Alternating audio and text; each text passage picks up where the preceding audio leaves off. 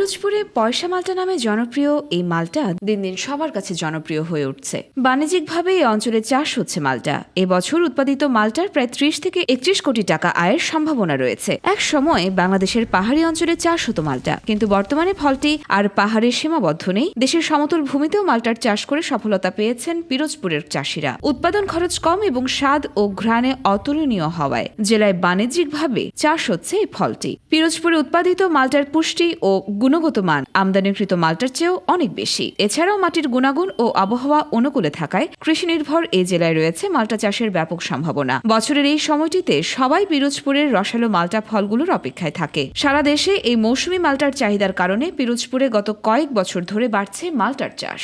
এই অঞ্চলের মালটা চাষিরা ভালো লাভ পেয়ে দিন দিন এই চাষের সংখ্যা বাড়িয়ে দিচ্ছে। এ বছরও মালটার বাম্পার ফলনের আশায় বুক বেঁধে আছে চাষিরা। কৃষি অধিদপ্তর জানায়, এই অঞ্চলে পেয়ারা আমড়ার পাশাপাশি এখন মালটা চাষেও বেশ সুখ্যাতি অর্জন হয়েছে। এর মধ্যে সবচেয়ে বেশি মালটা চাষ হয়েছে পিরোজপুর সদর ও নাজিরপুর উপজেলায়। এখানে চাষ করা হয় বাড়ি মালটা 1, যা স্থানীয়ভাবে পরিচিত পয়সা মালটা নামে। এই মালটা চাষে বর্তমানে প্রায় 6,500 কৃষক সরাসরি জড়িত। এটি লাভজনক ফসল হিসেবে পরিচিত এই মালটা। এই বছর 3 হয়েছে আমি এই মালটা চাষ করতেছি।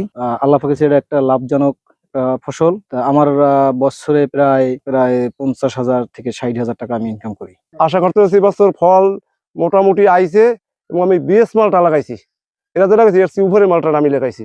এটা আমি এই বছর ফলনটা ভালো দেখা যাইতেছে। আমার নতুন যদি কেউ আসতে পারে। এই ধরনের বাগান আরো 2-4টা এলাকা হইলে আমাদের এলাকা আরো উন্নয়ন হয়, এলাকা ডেভেলপ হবে। এই মালটা বাগানে কাজ করি, আমাকে মাসে 10,000 টাকা বেতন দেয়।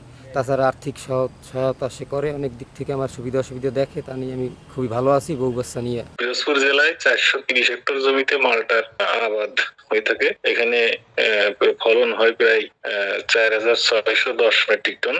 এখানে সাথে প্রায় 2 থেকে 300 কৃষক এর সাথে জড়িত। মালটার সুস্বাদু এবং খুব রসালো মালটা, যেটা মাঝারি সাইজের। পিরোজপুরের মাটি প্রধানত এঁটেল, দোআঁশ এবং বেলে ধরনের, যা কৃষি কাজের জন্য উপযোগী। এখানকার উর্বর মাটি আর অনুকূল আবহাওয়া মালটা চাষে সহায়তা করে। এ কারণে জেলার মালটা খুবই মিষ্টি এবং সুস্বাদু হয়। ভিটামিন সি সমৃদ্ধ এই ফল দেখতে আকর্ষণীয় সবুজ এবং খেতে ভীষণ সুস্বাদু, অনেকটা লেবু গাছের মতো। গাছে ঝুলে থাকা থোকা থোকা মালটা শুধু শোভনীয় নয়, বরং স্বাদেও অতুলনীয়।